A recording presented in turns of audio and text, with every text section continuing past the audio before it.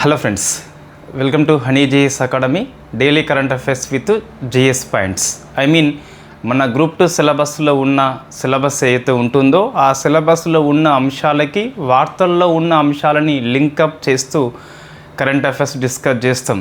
ఏంటి ఉపయోగం అంటే కరెంట్ అఫైర్స్ ప్రశ్న నేరుగా వస్తుంది, లేకుంటే ఆ అంశం వార్తల్లో ఉన్నప్పుడు మన సిలబస్లో పాలిటీ కావచ్చు, ఎకనామీ కావచ్చు, సైన్స్ అండ్ టెక్నాలజీ కావచ్చు, ఎన్విరాన్మెంటల్ అఫైర్స్ కావచ్చు, అందులో నేరుగా ప్రశ్న వస్తుంది కొన్నిసార్లు. ఫర్ ఎగ్జాంపుల్ మీకు ఈ చీఫ్ ఎలక్షన్ కమిషనర్ తొలగింపు తీర్మానం వార్తల్లో ఉంది, జ్ఞానేష్ కుమార్ అని చెప్పేసి కరెంట్ అఫైర్స్లో రావచ్చు, లేకుంటే చీఫ్ ఎలక్షన్ కమిషనర్ని తొలగింపు ఏ విధంగా ఉంటుందని చెప్పేసి ప్రశ్న రావచ్చు. ఫారెన్ డైరెక్ట్ ఇన్వెస్ట్మెంటు ఇటీవల మనము భూ సరిహద్దు దేశాల కోసము స్పెషల్ నామ్స్ తీసుకొచ్చినాం. దేశాల పేర్లు అడగొచ్చు, ఆ కండిషన్స్ ఏవైతే ఉన్నాయో మామూలు కరెంట్ అఫైర్స్ క్లాస్ కవర్ చేయదు. అయితే జ్ఞానేష్ కుమార్ లాంటి టాపిక్ అది వెరీ ఈజీ. అంటే సిఈస్ తొలగింపు అనేది చాలా పుస్తకాల్లో ఉంటుంది, అది జిఎస్ లింకప్ అని చెప్పేసి కొంతమంది చెప్తారు. ఈ ఎఫ్డిఐ నామ్స్ లాంటివి ఉంటాయి కదా, so what is the FDI, అది మీ జిఎస్ కాదు ఇక్కడ నేను చెప్పేది. సో ఫారెన్ డైరెక్ట్ ఇన్వెస్ట్మెంట్ అనేది ఈ ల్యాండ్ భూ సరిహద్దు దేశాలతోని స్పెషల్ నామ్స్ ఇవ్వడం జరిగింది. ఆ స్పెషల్ నామ్స్ని మనం కవర్ చేస్తాం. ఎందుకు చెప్తున్నా అంటే సబ్జెక్ట్ కరెంట్ అఫైర్స్ అనగానే for example Lok Sabha speaker Om Birla అని చెప్పేసి తొలగింపు తీర్మానం వీగిపోయింది. సో అది కరెంట్ అఫైర్స్. ఓం బిర్లా అంటే కరెంట్ అఫైర్స్. దాని లింకప్ జిఎస్ అంటే స్పీకర్ తొలగింపు ఏ విధంగా ఉంటుంది, అది జిఎస్. ఈ ఎఫ్డిఐ నామ్స్ ఉంది కదా, ఇది జిఎస్ కాదు నేను చెప్పేది, మన సబ్జెక్ట్లో ఉన్న అప్డేట్. సో గ్రూప్ 2లో కరెంట్ అఫైర్స్ వస్తుందని చెప్పేసి ఏపీపీఎస్సీ వాళ్ళు నెంబర్ ఆఫ్ టైమ్స్ నాకు మెసేజ్ చేస్తున్నారు. సో గ్రూప్ 2 మీ మెయిన్స్లో polity, economy, science and technology ఉంది కదా, అందులో ఉన్న ప్రతి కరెంట్ అఫైర్స్ మనకు అవసరం లేదు, కానీ సబ్జెక్ట్లో మీ సిలబస్లో ఉన్న అంశానికి ఏమన్నా అప్డేట్స్ వస్తే అవసరము. This is the best example. ఏంటి, ఈ భూ సరిహద్దు దేశాల కోసము స్పెషల్ నామ్స్ మనం తీసుకొచ్చినాం. 2020లో తీసుకొచ్చినాం, వాటిని సవరణ చేసి సడలింపులు ఇచ్చినాం. మనం డిస్కస్ చేద్దాం ఈరోజు. అదేవిధంగా న్యూక్లియర్ టెక్నాలజీ మీకు సిలబస్లో ఉంది గ్రూప్ 2 వాళ్ళకి, ఏపీపీఎస్సీ వాళ్ళకి నేను చెప్తున్నా. ముఖ్యంగా కరెంట్ అఫైర్స్ ఎంతవరకు అవకాశం అని చెప్పేసి వస్తుంది క్వశ్చన్స్. అంటే కరెంట్ అఫైర్స్ వస్తాయండి మీ మెయిన్స్లో స్పెషల్ సిలబస్లో పేర్కొనబడినప్పటికీ. Science and technology, nuclear technology మీకు సిలబస్లో ఉంది. సో ఇప్పుడు మనము స్మాల్ మాడ్యులర్ రియాక్టర్స్ అని చెప్పేసి ఒక 3 ఏర్పాటు చేసుకున్నాం. అది కరెంట్ అఫైర్స్ మీ మెయిన్స్లో ఉన్న సిలబస్కి అప్డేటు. సో మీకు అర్థమైంది కదా, అంటే గ్రూప్ 2 మెయిన్స్కి ఏది కరెంట్ అఫైర్స్ చదవాలి, ఏది వద్దు అని చెప్పేసి. ఫర్ ఎగ్జాంపుల్ ఒక ఐఐటి మీకు వార్తల్లో ఉంటుంది, సైన్స్ అండ్ టెక్నాలజీ అంశం కాకపోయినప్పటికీ అది మీ సిలబస్లో లేదు ఆ అంశము, అప్పుడు అది అవసరం లేదు. లేకుంటే ఇండియా జీడిపిని ఒక సంస్థ అంచనా వేస్తుంది, సంథింగ్ ఏదో సంస్థ, అది మీ సిలబస్లో లేని అంశం అండి. జీడిపి నేషనల్ ఇన్కమ్ అని చెప్పి సిలబస్లో మెన్షన్ చేసినప్పటికీ ఏదో ఒక సంస్థ అంచనా వేస్తే మనకి అవసరం లేనిది. సో గ్రూప్ 2 మెయిన్స్ ఎవరైతే ఉన్నారో ముఖ్యంగా polity, economy, science and technology, environmental అఫైర్స్లో ఏది అవసరమో ఏది అవసరం లేదు ఎట్లా తెలుస్తుందంటే మీ సిలబస్లో ఒక అంశం పేర్కొని దానికి అప్డేట్ వస్తే అది చదవాలి. అంతేగాని ఎకనామీలో ఉన్న ప్రతి కరెంట్ అఫైర్స్ మీకు అప్డేట్ కాదు. ఓకే, ఇది క్లారిటీ ఉండాలండి ఏపీపీఎస్సీ వాళ్ళకైతే. టీజీపీఎస్సీ వాళ్ళకు లేకపోయినా నడుస్తుంది. వై, బికాస్ మీకు GS paper 1 current affairs syllabus ఉంది, అండ్ పేపర్ 2లో పాలిటీ కూడా ఉంది, కాబట్టి ఎకనామీ పేపర్ 3లో ఉంది, కాబట్టి ఏది చదవకపోయినా ఇబ్బంది లేదు ఇక్కడ. బట్ ఏపీపీఎస్సీ వాళ్ళు అట్లా కాదు, స్పెషల్ కొన్ని బౌండరీస్ మీరు ఏర్పాటు చేసుకోవాలి పాలిటీ, ఎకనామీ, కరెంట్ అఫైర్స్ విషయంలో. కొన్ని ఈ ఆర్థిక సర్వే కూడా మొత్తం చదవద్దు, మీ సిలబస్లో ఉన్న అంశాలకి అప్డేట్ మాత్రం చదువుకోవాలి. ఇది క్లారిటీ అండి ఏపీపీఎస్సీ వాళ్ళ కోసం అయితే. తెలంగాణ కోసం అయితే మొత్తం చదవాల్సిందే. Okay right. సో మనం డిజిటల్ బోర్డ్ తీసుకున్నాము. సో అది నేను క్లాస్ ఎండింగ్లో చూపిస్తాను, అటువైపు ఉంది. నెక్స్ట్ కరెంట్ అఫైర్స్ మనం డిజిటల్ బోర్డు మీద చేస్తామండి. నా వరకు అయితే ఈ బోర్డు అయినా ఆ బోర్డు అయినా there is no any difference. So అదేవిధంగా మనకి ఇక్కడ వైట్ బోర్డ్ ఉంది కదా, అక్కడ కలర్స్ మనం ఎంపిక చేసుకోవచ్చు. ఇది బ్లాక్ మార్కర్ కదా, అక్కడ కలర్స్ ఎంపిక చేసుకోవచ్చు. అదొక్కటే తేడా అండి. There is no any significant difference. Okay, right. కొంచెం మెరుగ్గా కనిపిస్తుంది అనే విషయం పక్కన పెడితే కంటెంట్ పరంగా అయితే నేను ఇదే విధంగా చెప్తాను. ఇంకా మీకు మెయిన్ కోర్సులో అయితే ఇంకా డెప్త్గా వస్తుంది. పీడిఎఫ్ వేసి ఎప్పుడు చదవను డిజిటల్ బోర్డు మీద, అది గుర్తుపెట్టుకోండి. సో రీడింగ్ టెక్నిక్ని నేను ఇక్కడ టెస్ట్ చేస్తలేను. సో మనకు ఎంతవరకు తెలుసో అది షేరింగ్ చేస్తున్నాం అంతే. కంప్లీట్లీ నాలెడ్జ్ షేరింగ్ పర్పస్ మాత్రమే క్లాస్ చేయడం జరుగుతుంది తప్పితే నా రీడింగ్ టెక్నిక్ని టెస్ట్ చేసుకోవడం కాదు. రైట్. సో మీకు పాలిటీ అంశం ఫస్ట్ చూస్తే చీఫ్ ఎలక్షన్ కమిషనర్ యొక్క అభిశంసన మీకు వార్తల్లో వచ్చింది. సో ఇది వెరీ ఫేమస్. ఇన్ఫ్యాక్ట్ మీకు ఎలక్షన్ కమిషనర్ గురించి నియామకం తొలగింపు దగ్గర వస్తుంది మీ సిలబస్ లోపల. సో ఫస్ట్ సిఈసి పేరు గుర్తుపెట్టుకోవాలి. జ్ఞానేష్ కుమార్ అని చెప్పేసి పిలుస్తాం. సో జ్ఞానేష్ కుమార్ అని చెప్పేసి ఇన్ఫ్యాక్ట్ ఈ 2023 యాక్ట్ అని చెప్పేసి ఒకటి ఉన్నది. Chief election commissioner and other election commissioner appointment, service of conditions and terms 2023 చట్టం ప్రకారము నియామకం చేయబడ్డ తొలి సిఈసి జ్ఞానేష్ కుమార్. తొలగింపు తీర్మానం కోసము సంతకాలు చేయడం జరిగింది. లోక్సభలో అయితే 130 మంది. ఈ ఫిగర్ గుర్తుపెట్టుకోకండి. సో రాజ్యసభలో అయితే 63 మంది సంతకాలు వేసిండు. సో ఈ నెంబర్ కంటే ఎంతమంది సంతకాలు చేయాలని చెప్పేసి చూస్తే లోక్సభలో అయితే 100 మంది చేయాలి, రాజ్యసభలో అయితే 50 మంది చేయాలి. ఈ 100-50 చేయాలి అనే కాన్సెప్టు రాజ్యాంగంలో ఉందా అంటే బిగ్ నో, లేదు అని చెప్పాలి. కొన్నిసార్లు ప్రశ్న వస్తుంది, ఇది ఎక్కడ ఉంది?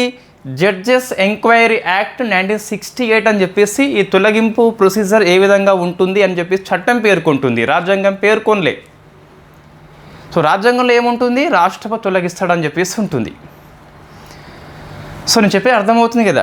అంటే ఈ నెంబర్ అనేది ఎక్కడ ఉంది? రాజ్యాంగంలో మెన్షన్ చేయలేదు. It is mentioned in judges enquiry act 1968 అని చెప్పేసి పిలుస్తాం. అక్కడ మనకి ఈ మోషన్ తీర్మానం అనేది ఇన్ఫ్యాక్ట్ అనుమతించాలంటే లోక్సభలో 100 మంది, రాజ్యసభలో 50 మంది సంతకాలు చేయాలి. అంతకంటే ఎక్కువ చేయడం జరిగింది కాబట్టి ఈ తీర్మానము సభ ముందు కంపల్సరీ వస్తుంది. సో మీకు సభలో కమిటీ ఏర్పాటు చేస్తారు. సో మనం డిస్కస్ చేద్దాం అది తర్వాత. కానీ సో ఫస్ట్ ఈ నెంబర్ అనేది అంత అవసరం లేదు. ఈ నెంబర్ని ఎక్కువ ఫోకస్ చేయాల్సిన అవసరం కనిపిస్తుంది. రైట్. మరి జనరల్గా రాజ్యాంగంలో తొలగింపు గురించి ఏముంటుందంటే same as supreme court judge. Supreme court జడ్జిని ఎలా తొలగిస్తామో అదే విధంగా మనము సిఈసి తొలగింపు అని చెప్పేసి మొన్న 2023 చట్టం కూడా చెప్తుంది మనకి. So same as supreme court judge, supreme court జడ్జిని ఎలా తొలగిస్తామో same manner and same policy ఏదైతే ఉందో అది సేమ్ మనం ఫాలో అవుతాము. అదర్ ఈసీ ఎవరైతే ఉంటారో ఎలక్షన్ కమిషనర్స్ని, వాళ్ళని సిఈసి సిఫార్సు మీద రాష్ట్రపతి తొలగిస్తాడు. సో ఇప్పుడు ఏంటి? సిఈసి తొలగింపు అనేది రాష్ట్రపతి చేస్తాడు. బట్ ఎలా చేస్తాడు అంటే సుప్రీంకోర్టు జడ్జిని ఏ విధంగా తొలగిస్తామో అదే విధంగా same manner, same grounds, same కారణాలని చెప్పేసి పిలుస్తాం. మరి ఏ కారణాలని చెప్పేసి చూస్తే ఒకటి ప్రోవెన్ మిస్బిహేవియర్, అంటే నిరూపించబడ్డ ఇది ప్రవర్తన అని చెప్పేసి పిలుస్తాం. సో మిస్బిహేవియర్ అంటే మనకు what is the proven misbehaviour? Not defined in Indian constitution. రాజ్యాంగంలో మెన్షన్డ్ బట్ నాట్ డిఫైన్డ్. సెకండ్ది ఇన్కెపాసిటీ అని చెప్పేసి ఉంటుంది. సో ఇన్కెపాసిటీ అంటే తెలుగులో ఏమొస్తుంది? అసమర్థత అని చెప్పేసి వస్తుంది. వాట్ ఈస్ ద అసమర్థత? There is no any definition in our constitution. Just mention చేయడం జరిగింది ప్రోవెన్ మిస్బిహేవియర్. నెక్స్ట్ అంటే ఇన్కెపాసిటీ. ఇవి 2 అంశాల ఆధారంగా సుప్రీంకోర్టు న్యాయమూర్తి తొలగించబడతాడు. అదే కారణాలతో సిఈసి తొలగించబడతాడు. సో హౌజెస్ యొక్క మెజార్టీ మనకు అవసరం. అంతకంటే ముందు ఈ జడ్జెస్ ఎంక్వైరీ కమిటీ అని చెప్పేసి కూడా నియామకం చేస్తాం మనం. అందులో 3 సభ్యులు ఉంటారండి. సుప్రీంకోర్టు యొక్క సిజేఐ ఉంటాడు, లేదా సుప్రీంకోర్టు జడ్జి కూడా ఉండొచ్చు ఆయన అందుబాటులో లేకుంటే. సో సిజేఐ లేకుంటే సుప్రీంకోర్టు యొక్క జడ్జి ఎవరు ఉంటే వాళ్ళు. సో మోస్ట్లీ ఎవరు సెకండ్ సీనియర్ అయితే వాళ్ళని తీసుకుంటాం. హైకోర్టు యొక్క సీజే ఉంటాడు, ఎనీ హైకోర్టు అది. నెక్స్ట్ ఎమినెంట్ జ్యూరిస్టు, ఒక ప్రముఖ న్యాయ నిపుణుడు అని చెప్పేసి. సో ముగ్గురు కూడా ఎంక్వైరీ చేస్తే ఓకే అంటే అప్పుడు సభ ముందుకు పోతుంది. సో సభ అనేది ఆమోదించాల్సిన అవసరం ఉంటుంది. ఉభయ సభలు, సో బోత్ హౌజెస్ ఆమోదించాలి. బోత్ హౌజెస్ అంటే లోక్సభ వస్తుంది అండ్ రాజ్యసభ వస్తుంది. సో సభలు ఏ విధంగా ఆమోదించాలంటే there is 2 conditions are there. ఒకటేమో అబ్సల్యూట్ మెజారిటీ అని చెప్పేసి పిలుస్తాం. సో అబ్సల్యూట్ మెజారిటీ అని చెప్పేసి పిలుస్తాం అంటే సభ మొత్తం సభ్యుల్లో సగం మంది ఆమోదించాలి. అంటే టోటల్ స్ట్రెంత్ ఆఫ్ ది హౌస్లో సగం మంది ఆమోదించాలి అని చెప్పేసి ఉంటుంది. ప్లస్ దానితో పాటు not more than 2/3 not less than 2/3 present and voting. So present and voting అయిన వాళ్ళు 2/3 కంటే ఎక్కువ మంది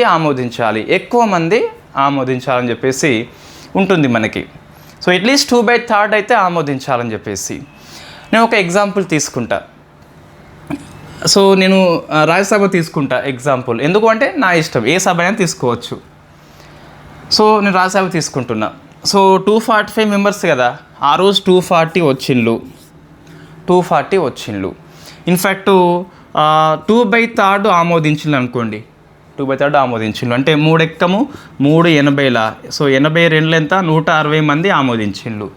ఈ 160 అనేది 2 కండిషన్స్ లోపల మనము అప్లై చేయాలి. ఒకటేమో అబ్సల్యూట్ మెజారిటీ అండి, అంటే ఎంత total strength of the house 1 ఎంత 245 మనకి. సో బై 2 కదా, ఎంత వస్తుంది 122 వస్తుంది. సో 122ని ఇది సాటిస్ఫై చేస్తుంది కాబట్టి ఇదేమో 122 వచ్చింది, ఇదేమో 160 కదా. సో ఇన్ఫ్యాక్ట్ ఈ వచ్చిన నెంబర్ అనేది దీన్ని సాటిస్ఫై చేస్తుంది కాబట్టి కంగ్రాచులేషన్స్, ఆ తీర్మానం నెగ్గింది, నువ్వు ఇంటికి పోవచ్చు అని చెప్పేసి చెప్పొచ్చు. నీ సర్వీస్ ఇంకా అవసరం లేదు, నీ సర్వీస్ ఇంట్లో ఇవ్వని చెప్పేసి చెప్పొచ్చు మనం. ఫర్ ఎగ్జాంపుల్ ఆ రోజు మనకి జస్ట్ డిజిటల్ బోర్డ్ తీసుకుంటే ఇది కూడా కొంచెం ఈజీ ఉందండి. ఇది మనకి ఇట్లా అంటుతుంది కదా, కొంచెము అక్కడ అంటదు అంతే, పెద్ద సిగ్నిఫికెంట్ బెనిఫిట్ లేదు. రైట్. ఇన్ఫ్యాక్ట్ ఇక్కడ ఆ రోజు 180 వచ్చిండ్రు అనుకోండి. ఆ రోజు 2/3 ఆమోదించిండ్రండి, 2/3 ఆమోదించిండ్రు. సో 3 ఎక్కము 3 ఆర్ల 3 0. సో 120 వచ్చింది. సో 120 వచ్చింది. So 120 and 120. సో 2/3 ఆమోదించిండ్రు, దీన్ని సాటిస్ఫై చేసింది 2/3 అని చెప్పేసి. సో మొత్తం స్ట్రెంత్ ఎంత రాజ్యసభ లోపల 245 కదా, ఇది ఎందుకు తీసుకున్నామంటే అది 543 అనే పెద్ద నెంబర్ కాబట్టి ఇది ఈజీగా ఉంటుంది. ఇంటూ 1/2 అంటే ఎంత అండి 123, 122 వస్తుంది. సో ఈ 120 కాబట్టి ఇది సాటిస్ఫై అయిందా, కాలేదు. మొత్తం సభ యొక్క సభ్యుల్లో 1/2 ఆమోదించినట్టుగా తీసుకుంటామా, నో. కాబట్టి అప్పుడు తీర్మానం వీగిపోయినట్టు ఇది. సో ఇట్లా ఎగ్జాంపుల్ అనేది మనం తీసుకొని వివరణ ఇస్తే సో మీకు రెండిటి కాన్సెప్ట్ అర్థమవుతుంది అని చెప్పేసి ఇది తీసుకోవడం జరిగింది. 180 ఎందుకు నోట్లు రాసినాము చెప్తున్నామంటే that is the reason only. So compulsory రెండింటిని సాటిస్ఫై చేయాలి. ఎవరైతే మెజారిటీ ఆమోదించిందో ఆ ఫిగర్ ఏదైతే ఉందో ఈ రూల్ని ఆ రూల్ని రెండింటిని సాటిస్ఫై చేయాల్సిన అవసరం కనిపిస్తుంది. సో ఇది మీకు సిఈసి గురించి, తొలగింపు తీర్మానం గురించి. జడ్జెస్ ఎంక్వైరీ యాక్ట్ గుర్తుపెట్టుకోండి. అందులో జడ్జెస్ కమిటీ 3 అని చెప్పేసి ఉంటుంది, 100 మంది 50 మంది అని చెప్పేసి అక్కడే ఉంటుంది. రాజ్యాంగంలో మెన్షన్ చేయడం జరగలేదు. సో ఇన్కెపాసిటీ, ప్రూవెన్ మిస్బిహేవియర్ అనేది రాజ్యాంగంలో మెన్షన్ చేసినాము, కానీ what is the proven misbehaviour అని చెప్పేసి there is no clear definition. So in fact 130, 63 గుర్తుపెట్టుకోవాలంటే మర్చిపోవచ్చు. సరే మీరు వేరే ప్రైవేటు ఇన్స్టిట్యూషన్లో క్వశ్చన్ తీసుకుంటే వాళ్ళు ఇచ్చే మల్టిపుల్ చాయిస్ క్వశ్చన్స్లో ఈ నెంబర్స్ రావచ్చు, కానీ ఎగ్జామ్లో అయితే 100% నెంబర్స్ రావు. ఈ నెంబర్ వస్తుంది. సో జ్ఞానేష్ కుమార్ కూడా వస్తే రావచ్చు. సో ఇది అండి. అచ్చా, ఇంకోటి ఈ చట్టం 23 చట్టం ఉంది కదా. సో ఇది CEC and other EC appointment service conditions and term act 23 అని చెప్పేసి. దీనికంటే ముందు ఈ సిఈసి నియామకం మీద ఫేమస్ సుప్రీంకోర్టు కేసు ఉన్నదండి. ఒకసారి మీరు దాన్ని కామెంట్ చేసే ప్రయత్నం చేయండి. సో రైట్, ఫస్ట్ సిఈసి అయిపోయింది. ఇంతకంటే ఎక్కువ అవసరం ఉందా? నిజంగా అవసరం లేదు. మీరు యూపీఎస్ ప్రిలిమ్స్ రాసినప్పటికీ ఈజీగా ఆన్సర్ చేస్తారు. సో నేను పాలిటీ డిటిపి వర్షన్ని రేపు నైట్ కల్లా పాలిటీ కోర్స్లో అప్లోడ్ చేయడం జరుగుతుంది. సో నెక్స్ట్ స్పీకర్ మీద విశ్వాస తీర్మానం, అవిశ్వాసం అని చెప్పేసి అది తీసుకొచ్చింది కదా. సో అది వీగిపోయిందండి, మూజువాణి ఓటుతోని వీగిపోయింది. దాని ఇంగ్లీష్లో మనము వాయిస్ ఓట్ అని చెప్పేసి పిలుస్తాం. సో అది వీగిపోయింది. మూజువాణి ఓట్ ఏంటి? ఓటింగ్ టైప్స్ మొత్తం 3 రకాలు ఉంటాయండి, తెలిస్తే ఓకే. సో అందులో ఈజీగా చేయబడేది వాయిస్ ఓట్ అని చెప్పేసి పిలుస్తాం. అంటే ఎస్ అని చెప్పేసి అరుస్తారు, నో అని చెప్పేసి అరుస్తారు. ఏది ఎక్కువ అరుపు వినిపిస్తే దానికి మనము ప్రయారిటీ ఇస్తాం. సో ఇప్పుడు అవిశ్వాసము అనేది నో అని చెప్పేసి ఎక్కువ సౌండ్ వచ్చిందట, కాబట్టి నో అని చెప్పేసి డిక్లేర్ చేసిండ్రు. కాబట్టి తొలగింపు తీర్మానం అయితే వీగిపోయింది. కాబట్టి కంగ్రాచులేషన్స్, స్పీకర్ కూడా కంటిన్యూ చేయవచ్చు. ఎస్ అండ్ నో అని చెప్పేసి అరుస్తారు. ఏ అరుపు ఎక్కువ వస్తే దాన్ని మనం నెగ్నెట్గా తీసుకుంటాము. సో వాయిస్ ఓట్ అనేది ఈ రోజుల్లో వెరీ కామన్ అయిపోయింది. సెకండ్, ఇది మీకు ఒకవేళ వాయిస్ ఓటు పట్ల సభా సభ్యుడికి అభ్యంతరం ఉంటే ఇప్పుడు డివిజన్ ఓటు కోతాం. సో డివిజన్ ఓటు కోతాం. ఆ డివిజన్ ఓటు పట్ల అభ్యంతరం ఉంటే ఎలక్ట్రానిక్ ఓటింగ్ అని చెప్పేసి పోతాం. బట్ మనం ఎక్కువగా వాయిస్ ఓట్ని తీసుకుంటున్నాము క్లియర్గా. సో వాయిస్ ఓట్ అంటే ఏంటి? అరుస్తారు అంతే. డివిజన్ ఓట్ అంటే ఇప్పుడు ఎస్ అంటే అందరూ చేయి లేపడతారు కదా. సో వాళ్ళు చేయని హెడ్ కౌంట్ చేస్తారు, ఎంతమంది ఎస్ ఎంతమంది నో అని చెప్పేసి. ఎలక్ట్రానిక్ ఓటింగ్లో ఏముంటుందంటే నీ దగ్గర ఒక ట్యాబ్ లాంటి అని చెప్పేసి అనుకోండి, ఎస్ నో అప్టైన్ అని చెప్పేసి ఉంటుంది. అంటే నువ్వు ఓటింగ్లో పాల్గొనవు, ఎస్ నొక్కుతావు, నీ స్క్రీన్ మీద కనిపిస్తుంది. సో అప్పుడు ఎన్ని ఎస్లు ఉన్నాయో మళ్ళీ లెక్క పెడతారు, నోను ఎన్నో లెక్క పెడతారు స్క్రీన్ మీద. సో అట్లా ఎస్ ఎక్కువ వస్తే ఎస్ అని చెప్పేసి, నో ఎక్కువ వస్తే నో అని చెప్పేసి. డివిజన్ ఓటు ఎలక్ట్రానిక్ ఓటు 2 ఒకటే, జస్ట్ ఎలక్ట్రానిక్ మోడ్లో దాన్ని కండక్ట్ చేస్తాం అంతే. సో వాయిస్ ఓటు ఏంటి? లెక్క పెట్టాం అంతే. స్పీకర్ ఏ చెప్తే అది ఎస్ నో అని చెప్పేసి అరుస్తారు కదా. ఏ అరుపు ఎక్కువ వచ్చిందో స్పీకర్ చెప్తాడు, వాళ్ళు ఇప్పుడు లేదు అక్కడ.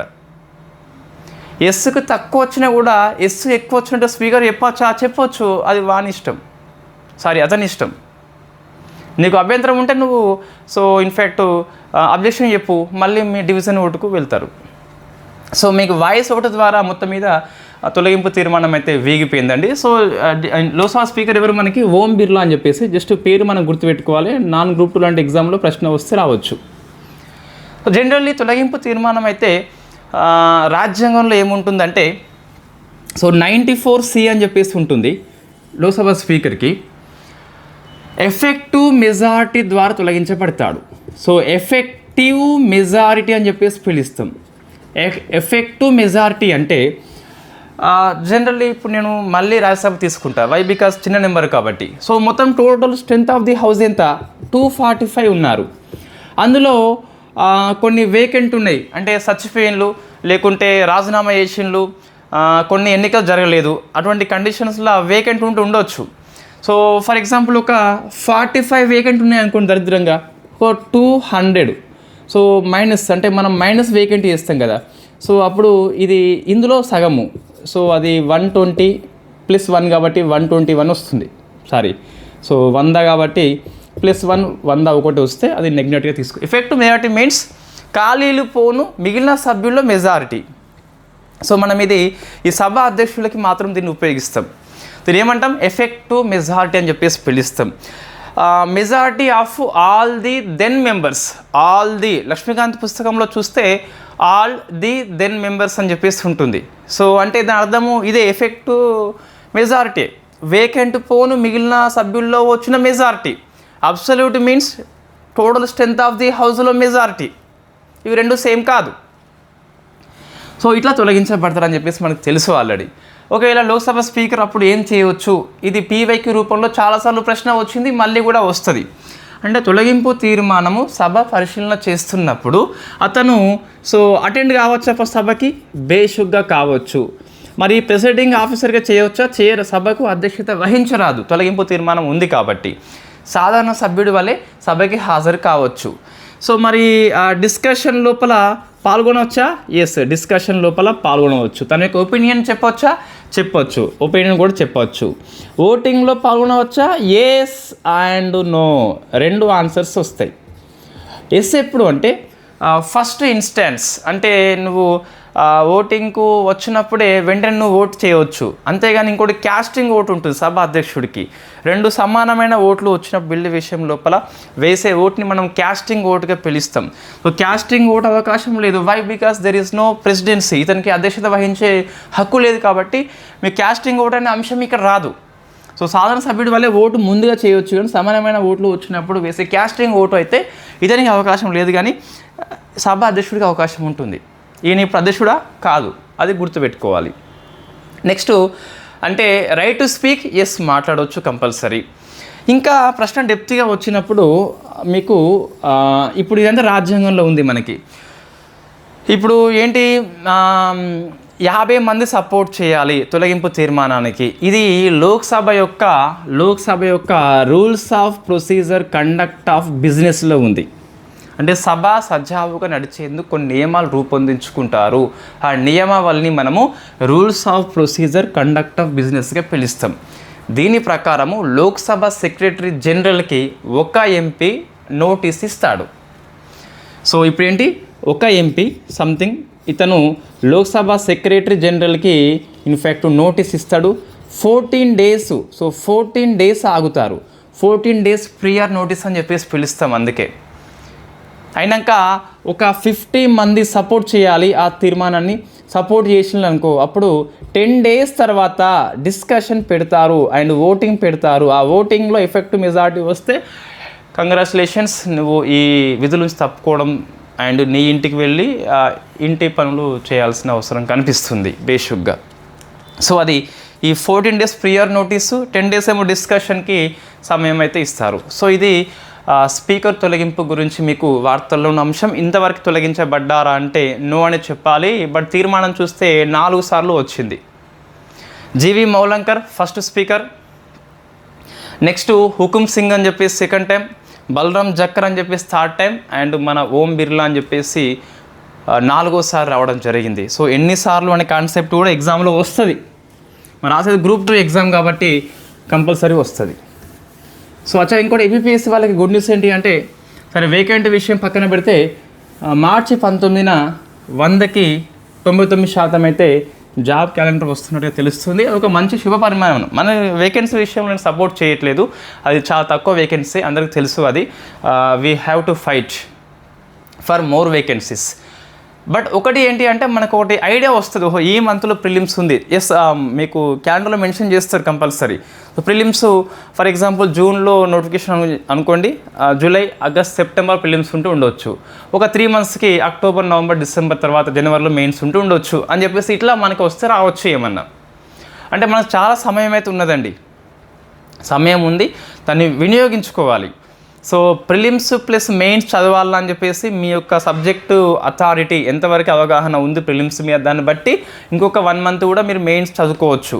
బట్ బిఫోర్ 75 days కంప్లీట్గా ప్రిలిమ్స్ డేట్స్ వస్తుంది కదా, మన 75 days ప్రిలిమ్స్కి అంకితం కండి, మెయిన్స్ మొత్తం వదిలేయండి, ఏం కాదు. సో మెయిన్స్ కొద్దిగా మీరు పూర్తి చేసుకుని ఉన్నారు ఫార్చునేట్లీ. సో తర్వాత దాన్ని రివిజన్ చేసుకుని సరిపోతుంది. ఓకే అండి. టీజీపీఎస్సీ వాళ్ళకైతే ఇంతవరకైతే there is no any clarity. Next polity అండి. సో ఓబీసీ క్రిమిలేయర్ అంశం వార్తల్లో వచ్చింది. ఓబీసీ క్రిమిలేయర్ అంశము. సో క్రిమిలేయర్ అంటే సంపన్న శ్రేణి అంశము. సుప్రీంకోర్టు స్పష్టత ఇచ్చింది. దెర్ ఇస్ సమ్ డౌట్స్ ఉన్నాయి, ఆ డౌట్స్ని క్లియర్ చేయడం జరిగింది.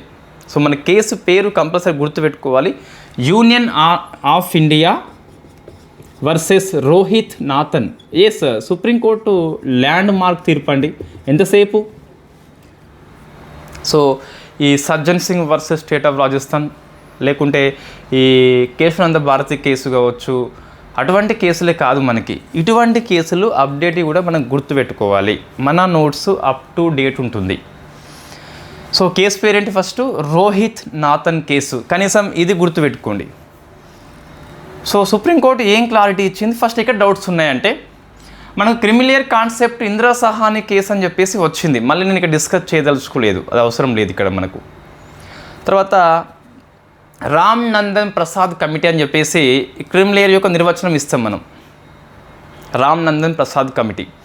సో ప్రజెంట్ చూస్తే మార్పులు చేసుకున్న మనము 8 lakhs కంటే ఎక్కువ ఇన్కమ్ వస్తే నువ్వు క్రిమిలేయర్గా ట్రీట్ చేసి నీకు ఈ ఇది ఓబీసీ రిజర్వేషన్ మీకు వర్తింప చేయమని చెప్పేసి రూల్స్ మీకు తెలుసు ఆల్రెడీ. సో ఇక్కడ మీకు ఓబీసీ రిజర్వేషన్ విషయంలో కొన్ని మినహాయింపులు ఉంటాయి. క్రిమిలేయర్కి వర్తింప చేయం. ఇంద్రసహాని కేసు చెప్తుంది. దాని తర్వాత ప్రభుత్వం కమిటీ నియామకం చేస్తే కమిటీ యొక్క గణాంకాలు లేదా సిఫార్సులు బట్టి మనం 8 lakhs అని చెప్పేసి ఇప్పుడు చెప్పుకోవడం జరుగుతుంది. అయితే 1993లో డిపార్ట్మెంట్ ఆఫ్ పర్సనల్ ట్రైనింగ్ అని చెప్పేసి సో ఒక ఆఫీస్ మెమోరండం అని చెప్పేసి తీసుకొస్తుంది. అంటే అఫీషియల్ గణాంకాలు, అఫీషియల్ గైడ్లైన్స్ అని చెప్పేసి అనుకోండి. దీని ప్రకారం ఏమంటుందంటే సో ఇన్ఫ్యాక్ట్ ఇన్కమ్ 8 lakhs అయినప్పటికీ సో ఈ ఎంప్లాయ్మెంట్ విషయంలో స్టేటస్ బట్టి ఇస్తాం మేము. అంటే సో జీతము ప్లస్ వ్యవసాయం ఏదైతే ఉందో, సాలరీ కావచ్చు, వ్యవసాయం కావచ్చు, ఈ వచ్చే ఆదాయాన్ని మేము తీసుకోమని చెప్పడం జరిగింది. సో ఆదాయం క్రైటీరియా ఉన్నప్పటికీ జీతం రూపంలో కావచ్చు, ఎంప్లాయీస్, గవర్నమెంట్ ఎంప్లాయీస్ కూడా, సో అగ్రికల్చర్ కావచ్చు, నీకు ఒక 100 ఎకరాలు ఉన్నది, 8 lakhs కంటే ఎక్కువ వస్తుంది, అయినా మేము పట్టించుకోము, ఎందుకు మినహాయింపు ఇచ్చడం కాబట్టి. సో ఇక్కడ మళ్ళీ 2004లో ఇదే డిపార్ట్మెంట్ ఆఫ్ పర్సనల్ ట్రైనింగ్ అనేది సో ఒక లేఖ రూపం లోపల స్పష్టత ఇచ్చింది. ఏమొచ్చిందంటే ఇక్కడ జీతము విషయంలో మేము సో ప్రైవేట్ రంగంలో ఉన్న వాళ్ళు కావచ్చు, లేకుంటే పబ్లిక్ సెక్టార్లో ఉన్న వాళ్ళు కావచ్చు, సో వీళ్ళ యొక్క జీతాన్ని మినహాయింపు ఇవ్వము.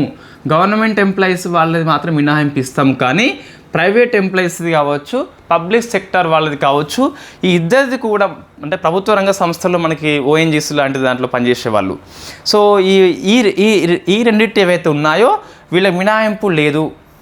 సో వర్సెస్ ఇన్ఫ్యాక్ట్ ప్రభుత్వ ఉద్యోగులు ఎవరైతే ఉన్నారో వీళ్ళకి మినహాయింపు ఉన్నది. వీళ్ళకి స్టేటస్ బట్టి ఉంటుంది, ఇన్కమ్ బట్టి ఉండదు. ఇన్ఫ్యాక్ట్ మన గ్రూప్ ఏ ఎంప్లాయీ అయితే క్రిమిలేయర్, గ్రూప్ బి అయితే కాదు. సో ఇన్ఫ్యాక్ట్ వీళ్ళకు మాత్రము కంప్లీట్గా ఆదాయం పరంగానే మేము ఇస్తున్నామని చెప్పేసి 2004లో చెప్పడం జరిగింది. దీని సుప్రీంకోర్టులో కేసు వేసిండ్లు. ఎందుకు అంటే ఇక్కడ సో గవర్నమెంట్ వీళ్ళంతా ఎంప్లాయీసే మళ్ళీ.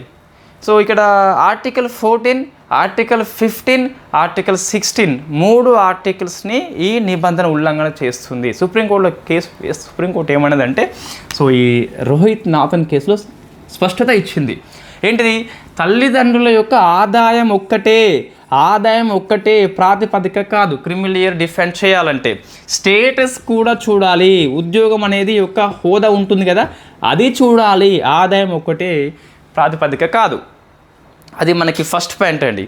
అంటే స్టేటస్ ఓవర్ ఇన్కమ్ అని చెప్పేసి చెప్పడం జరిగింది. హిందూ పేపర్లో వచ్చిన బ్యూటిఫుల్ హెడ్డింగ్ అండి అది.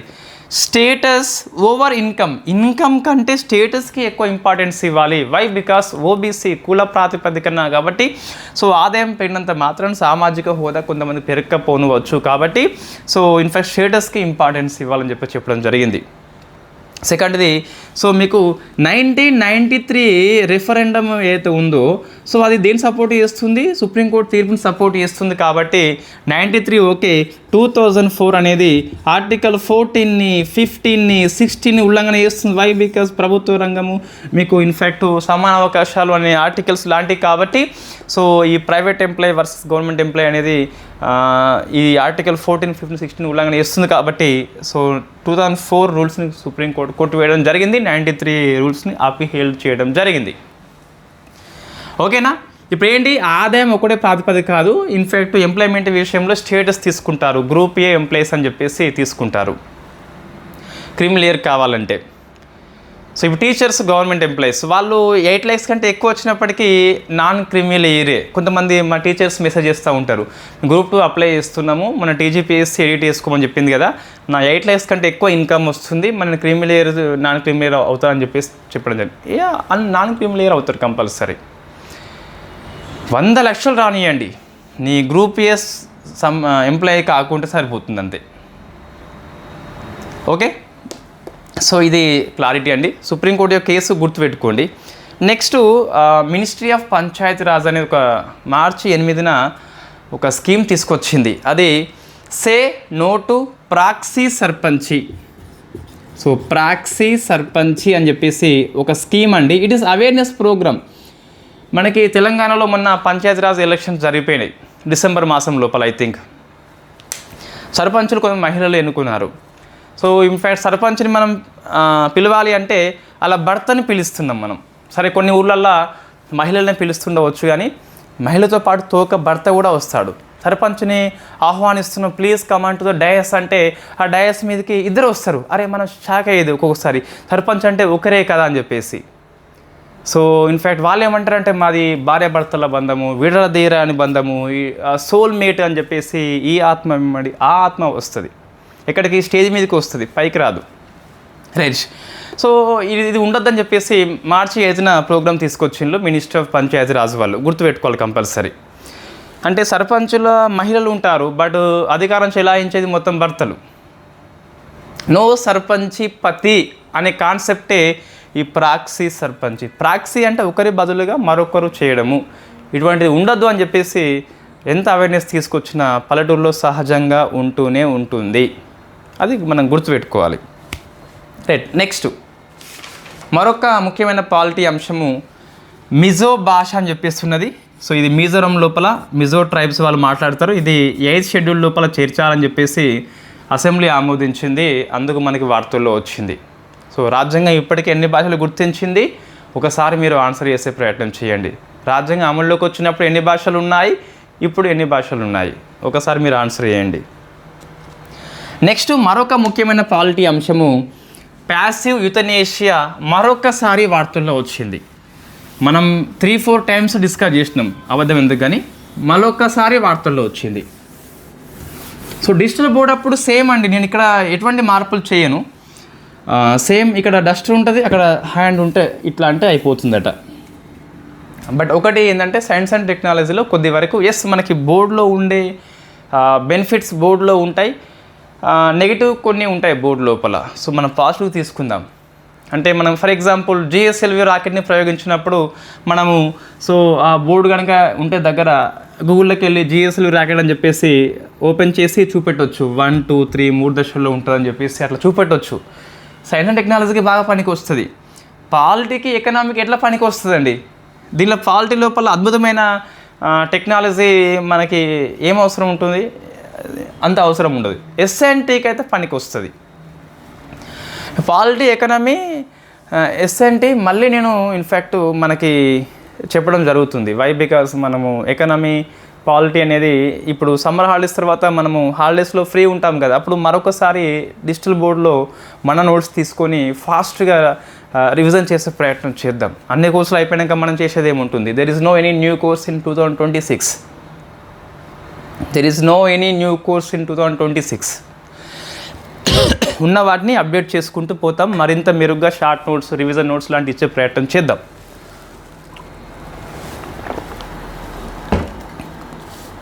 రైట్. ఇప్పుడు సో ప్యాసివ్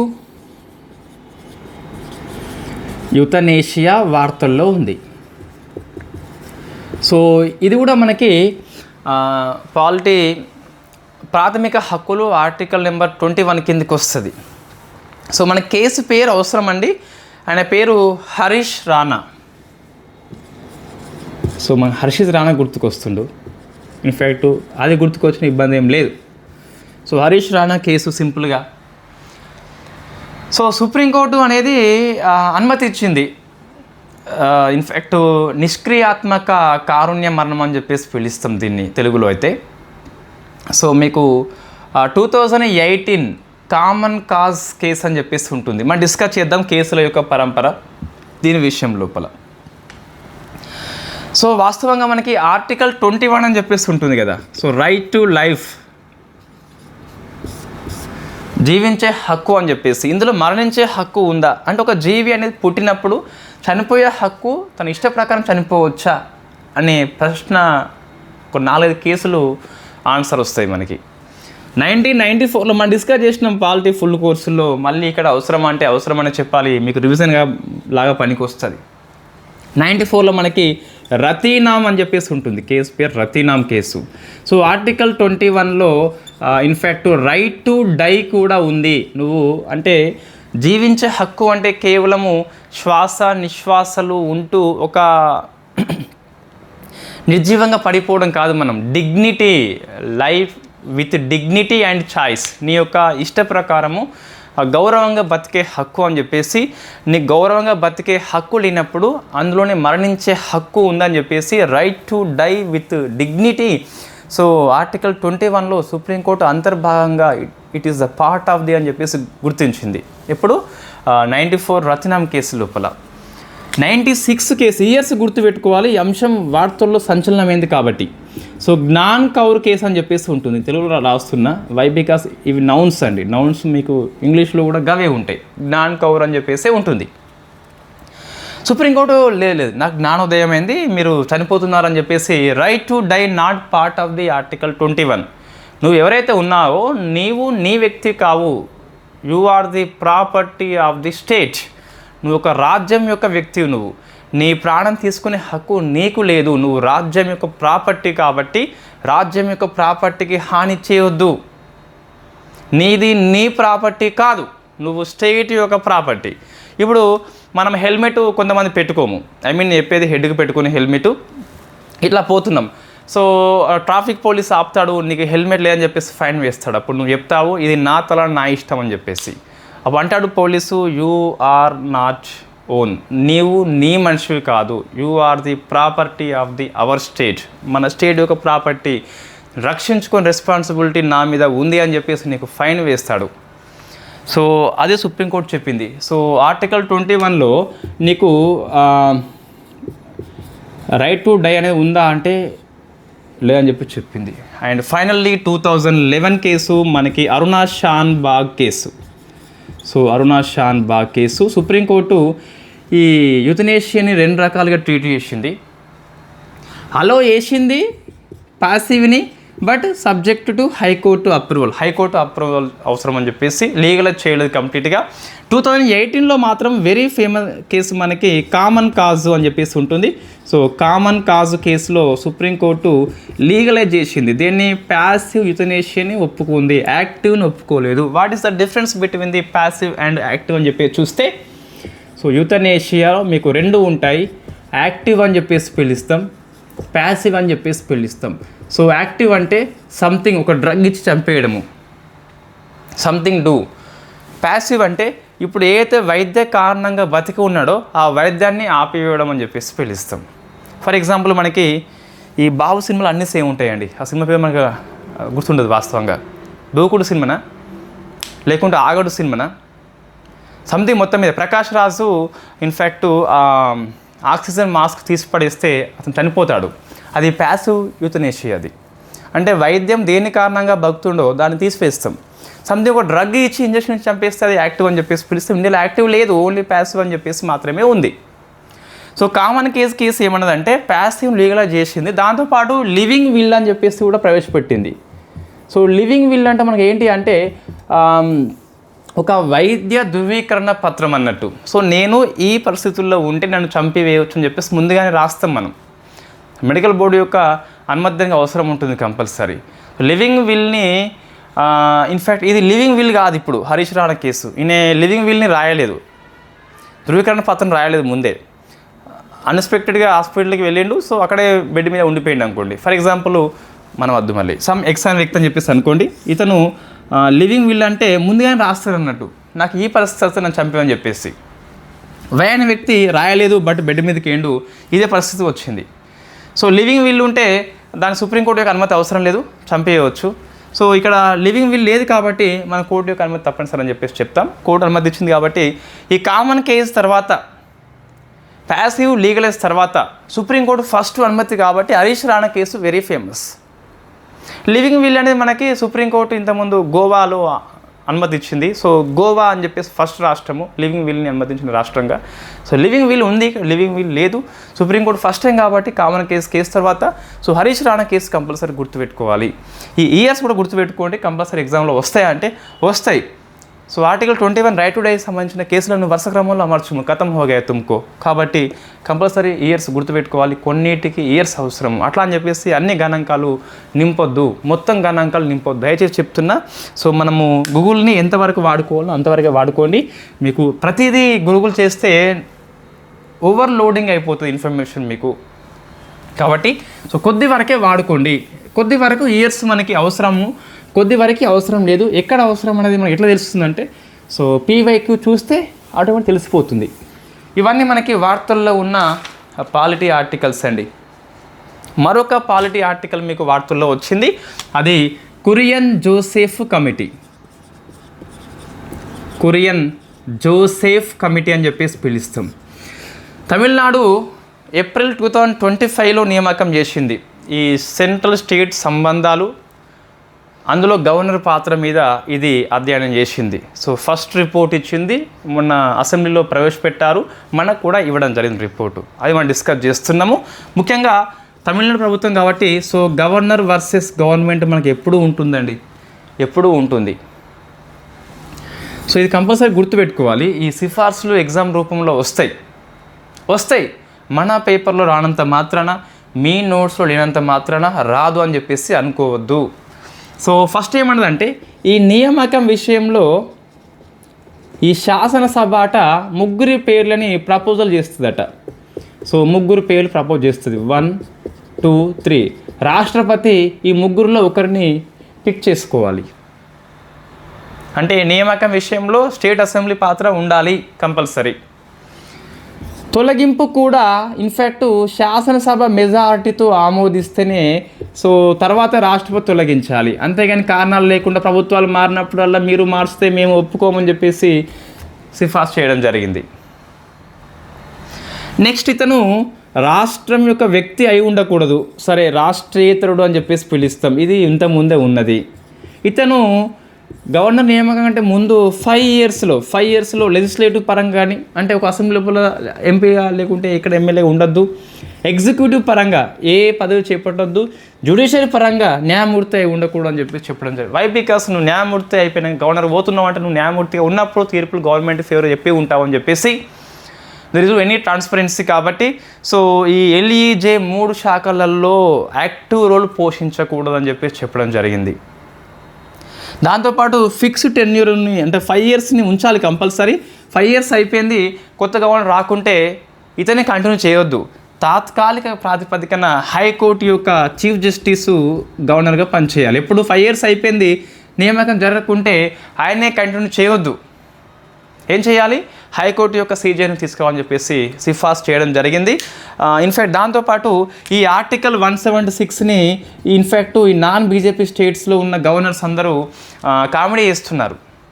176 ఆర్టికల్ ఏంటి మనకి, 89 ఆర్టికల్ ఏం చెప్తుందో 87 ఆర్టికల్ ఏం చెప్తుందో 176 అదే చెప్తుంది. అంటే ఎవ్రీ లోక్సభ ఎలక్షన్ తర్వాత ఫస్ట్ మీటింగ్ కావచ్చు, ఎవ్రీ ఇయర్లో ఫస్ట్ మీటింగ్ కావచ్చు, రాష్ట్రపతి ప్రసంగించాలి. ఇక్కడ గవర్నర్ ప్రసంగిస్తారు 176 ప్రకారం. ఇది ఉండొద్దు, ఎందుకంటే ఈ గవర్నర్స్ క్యాబినెట్ ఇచ్చిన నోట్ చదవకుండా సొంత కవిత్వం చదువుతున్నారు. కాబట్టి ఇది అవసరం లేదని చెప్పేసి ఇన్ఫ్యాక్ట్ రికమెండేషన్స్ కురియన్ జోసెఫ్ చెప్పిండు. నెక్స్ట్, మన అసెంబ్లీ ఒక బిల్లు ఆమోదించినప్పుడు ఆ బిల్లుని తిరస్కరించడమా లేకుంటే ఆమోదించడమా వెనక్కి పంపడమా మొత్తం మీద 15 రోజుల్లోగా చేసేయాలి. 15 రోజులే, మేము ఎక్కువ రోజులు ఇయ్యము. పక్షంలో మొత్తము ఏ పక్షమో తేల్చేయాలి. చూడండి, పక్షం రోజుల్లో ఏ పక్షం నువ్వు అటు ఉంటావా ఇటు ఉంటావా చెప్పాలి కంపల్సరీ అని చెప్పేసి అట్లా చదివేటప్పుడు మనకి ఈజీగా గుర్తుంటుంది.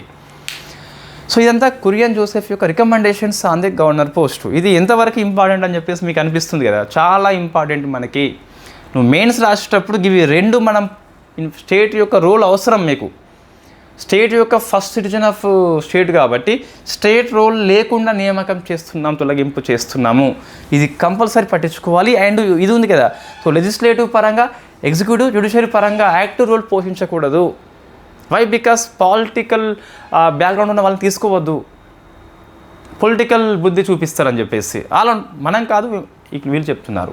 ఇవి మేము మెయిన్స్లో రాసుకోవచ్చు, మంచి పాయింట్స్ అవి. ఇది 176 కంపల్సరీ ఉండాల్సిందే, అది మనం తొలగించలేము. సో 15 రోజులు అనేది మరీ తక్కువ గడువు అండి. అట్లా కాకుండా ఒక 1 మంత్ అట్లా పెట్టేది ఉండే. బట్ గడువు అయితే టైం బౌండింగ్ అయితే ఉంటేనే బాగుంటుంది. సో ఇది ఆలస్యం అయినప్పుడు కారణాలు చెప్పాలి కనీసం. ఇది పాలిటీ ఆర్టికల్స్ మార్చి 8 నుంచి 14 వరకు శనివారం వరకు ఉన్న ఆర్టికల్స్ అండి. సో మీకు ఇందులో చాలా వరకు సబ్జెక్ట్ కరెంట్ అఫైర్స్ ఎక్కువ వచ్చింది. నెక్స్ట్ ఎకనామీలో మనకు కంటే ముందు సొసైటీ కూడా మనకి వార్తల్లో ఉన్నదండి.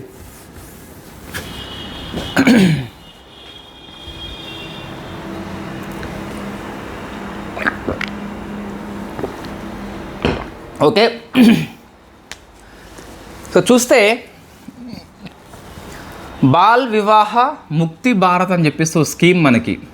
సో బాల్ వివాహ ముక్తి భారత్ ఒక స్కీమ్ మనకి. ఇది ఒక స్కీమ్, బాల్ వివాహ ముక్తి భారత్ అని చెప్పేసి. ఇది బాల్య అంటే మన చైల్డ్ మ్యారేజ్ జరుగుతున్నాయి ఈ ట్రైబల్స్ ఏరియా ముఖ్యంగా ఇప్పటికి కూడా. సో వాటిని తగ్గించాలి అనే కాన్సెప్ట్ ఇది. సో లక్ష్యం ఇక్కడ ఏం పెట్టుకోలేదు, జస్ట్ ఆ స్కీమ్ అని చెప్పేసి పిలుస్తాం అంతే. అంటే 100 రోజుల పాటు అవేర్నెస్ ప్రోగ్రామ్ కండక్ట్ చేసింది.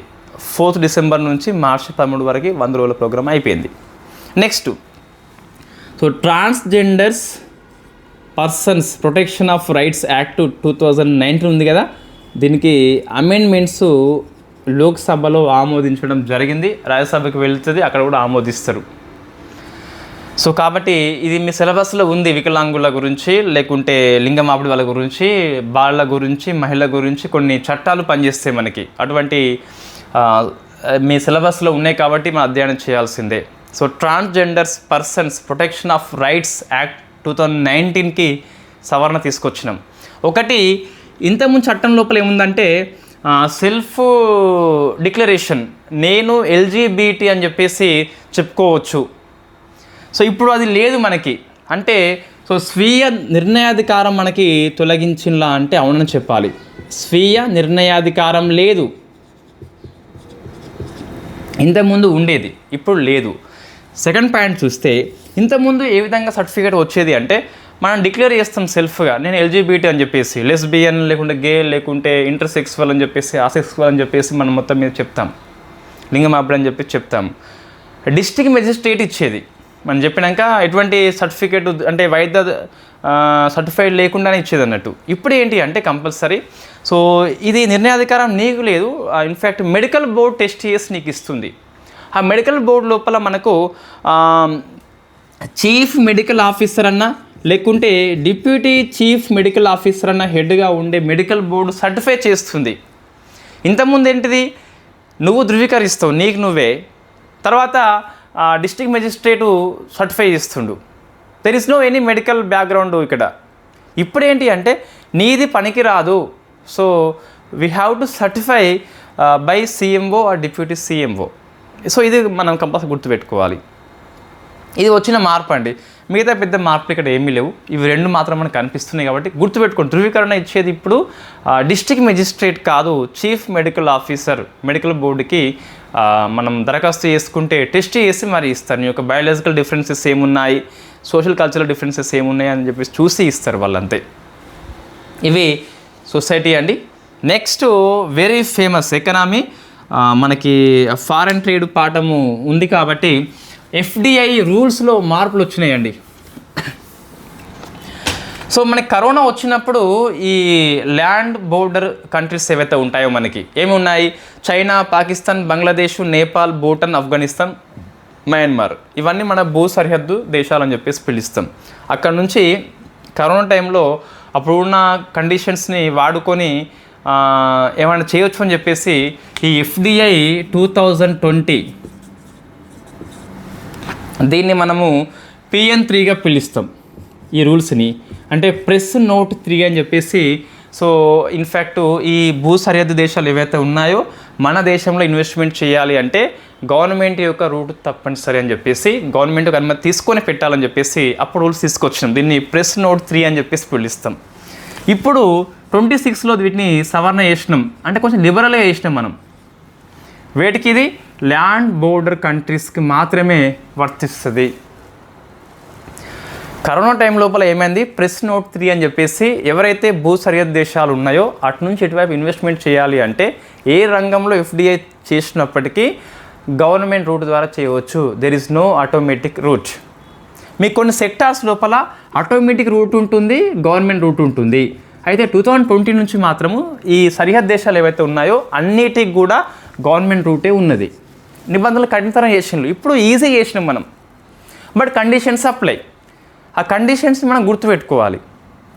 సో ఫస్ట్ ఏంటి అంటే ఆటోమేటిక్ రూట్లో ఎంతవరకు ఇవ్వచ్చు అంటే కేవలం 10%.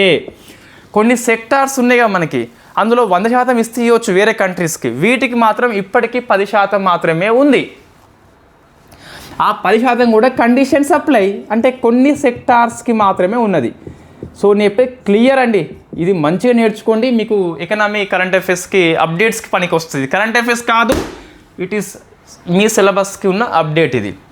సో ఫస్ట్ ఏంటి నేను చెప్పేది, 20 వరకు ఓన్లీ గవర్నమెంట్ రూట్ దిక్కుండే, there is no any automatic route.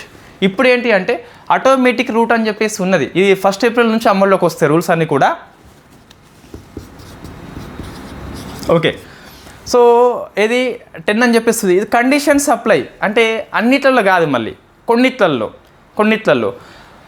For example ఒకటి చూస్తే మనకి in fact capital goods. So capital goods అంటే మూలధన వస్తువులు ఉంటాయి కదా మనకు.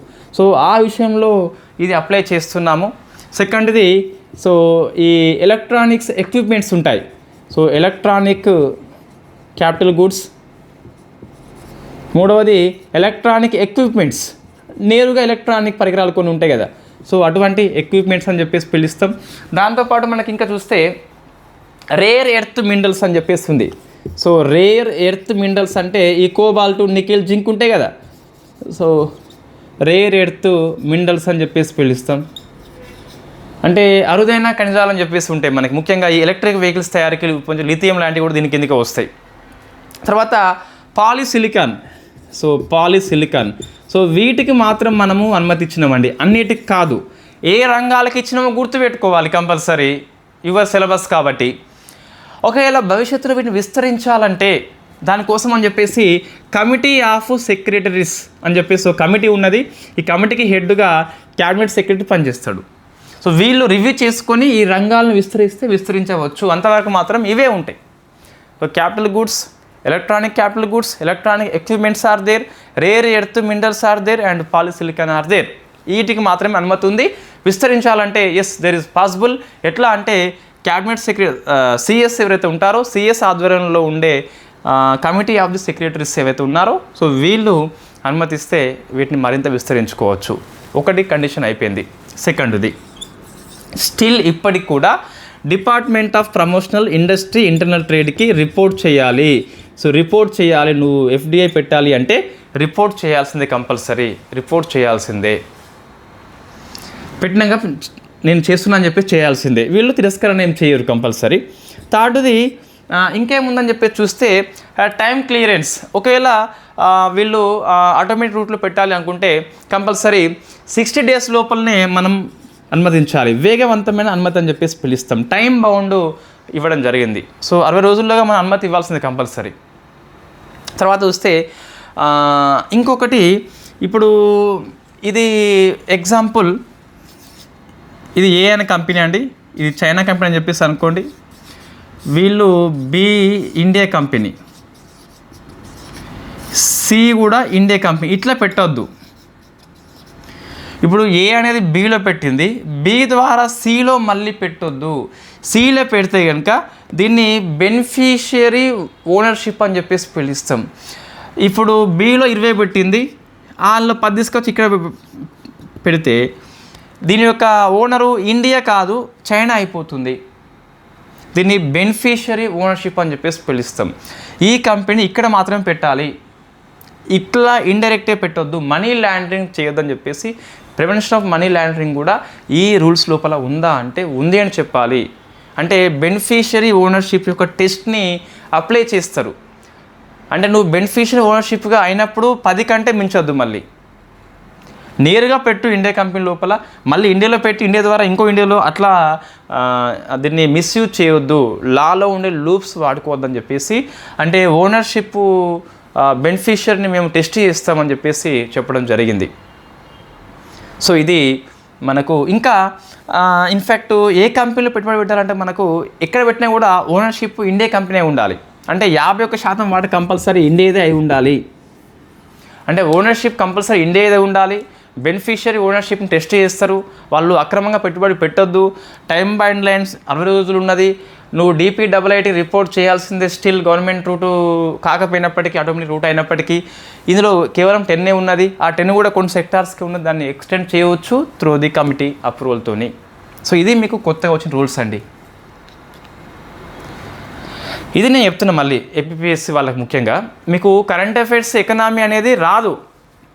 మీ సిలబస్లో ఉన్న అప్డేట్ అనేది వస్తుంది. చెప్పేది అర్థమవుతుంది కదా. ఏది పడుతుంది ఎకనామీ కరెంట్ అఫైర్స్ రాదు, మీ సిలబస్లో ఉన్న అప్డేట్కే వస్తుంది. అంటే ఇప్పుడు మీ ఎగ్జామ్ 2027 ఫిబ్రవరిలో ఉందని చెప్పేసి అనుకోండి, ఎగ్జాంపుల్ చెప్తున్నా. అంటే మీరు జూన్ మధ్యలో నోటిఫికేషన్ వచ్చి, సెప్టెంబర్ మధ్యలో ప్రిలిమ్స్ ఉండి, డిసెంబర్ ఎండింగ్ జనవరికి అట్లా మెయిన్స్ కనుక ఉన్నట్లయితే, ఫర్ ఎగ్జాంపుల్ ఉన్నట్లయితే, మీరు ఒక 6 months ఎకనామిక్ కరెంట్ అఫైర్స్ ఉన్న బుక్లు అన్నీ తీసుకోవద్దు. 6 months మీరు అంటే కరెంట్ అఫైర్స్ ఫాలో అవుతున్నారు కాబట్టి, మన ఎకనామిక్ కోర్సులో అప్డేట్స్ ఇస్తాం కాబట్టి సబ్జెక్ట్ అప్డేట్స్ మాత్రమే తీసుకోవాలి. అందులోకి ఈ ప్రతి economy update, economic current affairs నీ అప్డేట్ కాదు, నీ సిలబస్లో ఉన్న అప్డేట్ మాత్రమే నీది. అది అర్థమైంది కదా. సో చిన్న లైన్ ఉంటుంది రెండింటికి, ఎకనామిక్ కరెంట్ అఫైర్స్కి, ఎకనామీ అప్డేట్స్కి, నీ సిలబస్ అప్డేట్స్కి. అది గుర్తుపెట్టుకోండి. రైట్. నెక్స్ట్ తర్వాత ఫిజికల్ హెల్త్ ఇండెక్స్ అని చెప్పేసి నీతి ఆయోగ్ 2nd ఎడిషన్ ఇచ్చింది. సో ఫిజికల్ హెల్త్ అంటే ఒక రాష్ట్రం అనేది ఆర్థిక ఆరోగ్యం ఏ విధంగా ఉందని చెప్పేసి నీతి ఆయోగ్ రిపోర్ట్ ఇస్తుంది. సో 2023-24 ఇయర్కి కాగ్ రిపోర్ట్ ఆధారంగా నీతి ఆయోగ్ అనేది 2nd physical health index report ఇచ్చింది. ఫిజికల్ హెల్త్ ఇండెక్స్ రిపోర్ట్ని ఇవ్వడం జరిగింది. దీని ప్రకారము అచీవర్స్ అని చెప్పేసి మనకి 3 రాష్ట్రాలు ఉన్నాయి. అంటే మనకి టాప్ 3 స్టేట్స్ చూస్తే, సో ఫస్ట్ వచ్చేసి ఒడిషా ఉన్నదండి, ఒడిషా అని చెప్పేసి పిలుస్తాం. సెకండ్ది మనకి ఇన్ఫ్యాక్ట్ సెకండ్ది Jharkhand, I think if I'm not wrong, Goa, sorry yes Goa. థర్డ్ది జార్ఖండ్ అండి. ఈ 3 మంచి పర్ఫార్మెన్స్ అనేవి అచీవ్మెంట్ అయినాయట. సో ఒడిషా OG అని చెప్పేసి అట్లా గుర్తుపెట్టుకోండి, గోవా అని చెప్పేసి. సో మొత్తము 18 రాష్ట్రాలకు ర్యాంకింగ్ ఇచ్చిందండి. ఒక 10 ఏమో హిమాలయన్ స్టేట్స్కు, నార్త్ ఈస్ట్కి ఇచ్చింది అన్నట్టు. ఈ 18లో first rank goes to Odisha. Next front runners అని చెప్పేసి మరో కేటగిరీ, ఫ్రంట్ రన్నర్స్ అని చెప్పేసి. ఈ ఫ్రంట్ రన్నర్స్లో తెలంగాణ వచ్చేసి 7th ప్లేస్కి వచ్చింది. అంటే తెలంగాణ అనేది ఏ కేటగిరీలో ఉంది ప్రశ్న వస్తుంది. ఫ్రంట్ రన్నర్స్ గుర్తుపెట్టుకోండి. తెలంగాణ మిగతా రాష్ట్రాల పేర్లు ఇచ్చిన అవి మర్చిపోండి, చూసి చెప్పొచ్చు అండి. కర్ణాటక, గుజరాత్, మహారాష్ట్ర, ఛత్తీస్గఢ్, UP అని చెప్పేస్తుంది, బట్ అవసరం లేదు, తెలంగాణ గుర్తుపెట్టుకోండి. Next performers.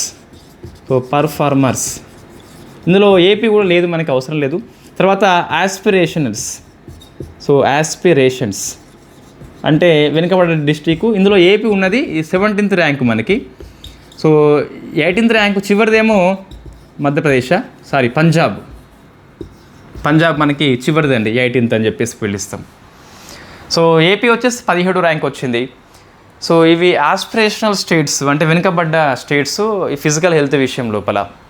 18 స్టేట్స్లలో first rank goes to Odisha, last rank goes to Punjab అని చెప్పేసి పిలుస్తాం. So OG cinema and Panja cinema. OG అంటే మనకు తెలుసు, ఇన్ఫ్యాక్ట్ మన పవన్ కళ్యాణ్ది. పంజా సినిమా కూడా మన పవన్ కళ్యాణ్. మొన్న ఉస్తాద్ భగత్ సింగ్ అని చెప్పేసి ఇంకో సినిమా వస్తుంది.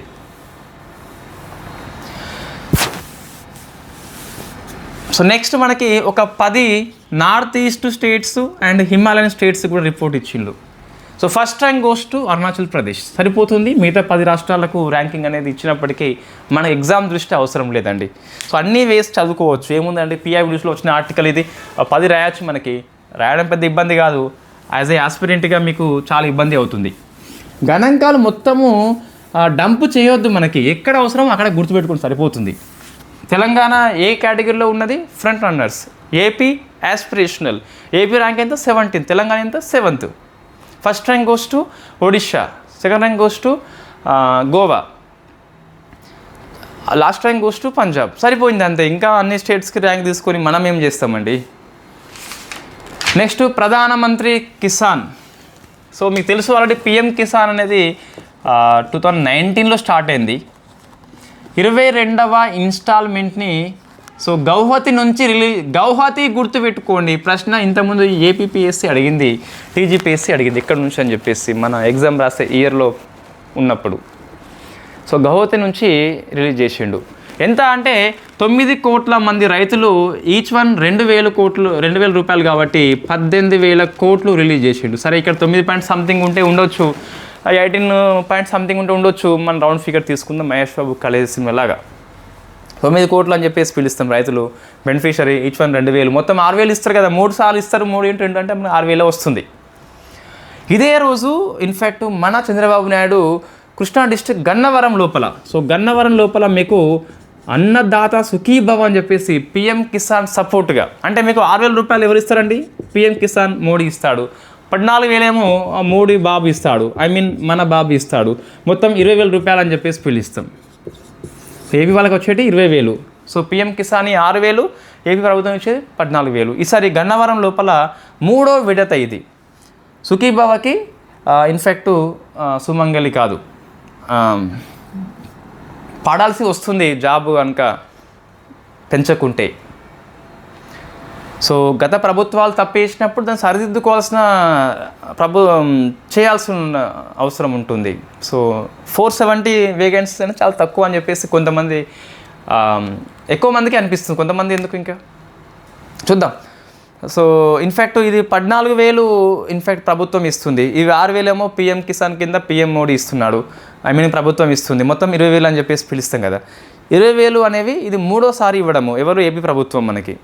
సో ఇక్కడ గన్నవరం అని చెప్పేసి గుర్తుపెట్టుకుని 46 లక్షల మొత్తం బెనిఫిషియరీ ఏపీలో 46.85 లక్షలు అండి. మనకి 46.85 లక్షలు అని చెప్పేసి పిలుస్తారు. పిఎం కిసాన్ స్కీమ్ని 2019 స్టార్ట్ చేసినప్పటికీ ఇది వర్తింప చేసేది మాత్రం మనకి 2018 నుంచే, ఐ థింక్ డిసెంబర్ 1 నుంచి మనము వర్తింప చేస్తున్నాము. గుర్తుపెట్టుకోండి. ఎంత లిమిట్ ఉందంటే భూమి యొక్క పరిమితి మీద there is no any limit. Farmer అయితే అయిపోతుంది. ఇంతకుముందు స్మాల్ అండ్ మార్జినల్ ఫార్మర్స్ 2 హెక్టార్ల కంటే 5 ఎకరా కంటే ఎక్కువ ఉంటే ఇవ్వకపోయేది. ఇప్పుడు ఇస్తున్నారు. 2020 జూన్ నుంచి ఇస్తున్నారు. There is no any limit. Only farmer family ప్రాతిపదికన ఇస్తారు. ఎన్ని ఎకరాలు ఉన్నా నీకు 6,000 వస్తాయి. ఈ భార్యకింత పిల్లలకింత అట్లా రాదు. సో 1 ఫ్యామిలీ మీన్స్ ఒక భర్త, ఒక భార్య, some childrens are there. So అది 20 జూన్ నుంచి మనకి ల్యాండ్ హోల్డింగ్ లిమిట్ అనేది ఎత్తిపడేసిండ్లు. ఇది క్లియర్ అండి, నేను మళ్ళీ చెక్ చేయడం జరిగింది. సో 2020 జూన్ నుంచి అని చెప్పేసి 2019 జూన్ నుంచి వెరీ సారీ అండి. సో జూన్ నుంచి మనకి ఎత్తిపడేసిండ్లు. There is no any limits. అయితే ఎవరికి మినహాయింపు అని చెప్పేసి చూస్తే ఆల్ ఇన్స్టిట్యూషనల్ ల్యాండ్ హోల్డ్స్, అంటే వాళ్ళు వ్యవసాయం చేయకుండా మనకి భూస్వాములు ఉంటారు కదా, సో వాళ్ళకి ఇది ఇవ్వరు. తర్వాత ఫార్మర్ అండ్ ప్రజెంట్ ఉన్న మినిస్టర్స్ కావచ్చు, లేకుంటే ఎంపీస్ కావచ్చు, ఎమ్మెల్యేస్ కావచ్చు, ఎమ్మెల్సీ కావచ్చు, మేయర్స్ కావచ్చు, chairman of the district panchayat కావచ్చు, వాళ్ళకి మినహాయింపు ఉన్నది. సో ప్రజెంట్ గవర్నమెంట్ ఎంప్లాయీగా పనిచేస్తే కథం నీకు ఇవ్వరు. నువ్వు కనుక ఐటీ పే చేసినావు సచ్చినప్పు ఇంకా నీకు ఇయ్యరు. ఈ పెన్షన్ 10,000 కంటే ఎక్కువ వస్తుందా సచ్చినప్పు నీకు ఇయ్యరు ఇంకా. సో వాళ్ళైతే మీకు ఇవ్వరు అండి. మంత్లీ పెన్షన్ 10,000 కంటే ఎక్కువ ఉన్న ఇయ్యరు. ఐటీ పే చేస్తే నాశనమైనట్టే నీకు ఇయ్యరు. దాంతోపాటు డాక్టర్స్కి, ఇంజనీర్స్కి, లాయర్స్ కూడా సమ్ వృత్తులకు అని చెప్పేసి ఇవ్వడము ఉండదు. గుర్తుపెట్టుకోవాలి ఇవన్నీ కూడా. నెక్స్ట్ ఇది మనం స్కిప్ చేస్తున్నాం ప్రజెంట్ అయితే. ఎకనామిక్ కోసం డిస్కస్ చేద్దాము. So second advance estimation crops 2025-26కి మీకు ఫైనల్ ఎస్టిమేషన్ వచ్చినప్పుడు డిస్కస్ చేద్దాం రాసిన. బట్ ఎందుకు స్కిప్ చేస్తున్నామంటే సిన్సియర్ రిక్వెస్ట్, ఇప్పుడే మీరు చదవకండి, అదేం గుర్తుండవు గణాంకాలు. మనం ఫైనల్ ఎస్టిమేషన్ వస్తుంది మనకి, అప్పుడు డిస్కస్ చేద్దాం. ఏంటి అంటే మొత్తం ఫుడ్ గ్రెయిన్స్ ఎంత ఉత్పత్తి అయింది, వరి ఎంత ఉత్పత్తి, గోధుమ ఎంత, మొక్కజొన్న ఎంత, పల్సెస్ ఎంత, మిల్లెట్స్ ఫేమస్ నూనె శ్రీ అన్న ఎంత, సో పల్సెస్ ఎంత, పల్సెస్లో దాంట్లో వివిధ పల్సెస్ ఎంత రాసిన, అన్ని షుగర్ కేన్ ఎంత, కాటన్ ఎంత రాసిన.